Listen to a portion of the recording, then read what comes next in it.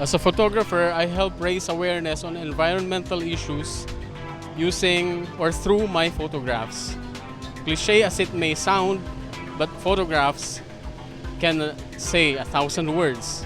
Ang tao at ang kalikasan ay hindi mapaghihiwalay at kagaya ng maraming photographer or artists, dito rin ako kumukuha ng inspirasyon para sa aking mga likha.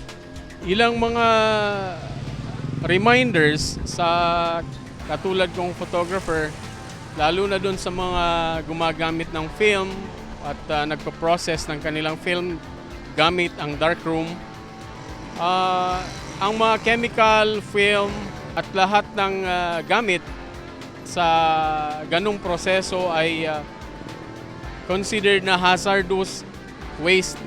So marapat lamang na tama ang ating pagdidispose ng mga naturang waste.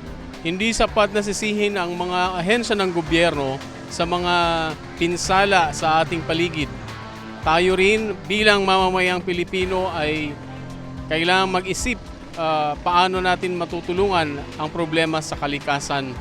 Walang pinipiling estado sa buhay ang pagiging responsable sa ating kapaligiran. Unahin na lang natin sa ating mga kabahayan hanggat hindi nagkakaroon ng segregation o wastong paghihiwa-hiwalay ng mga basura, nandun pa rin ang problema natin sa basura.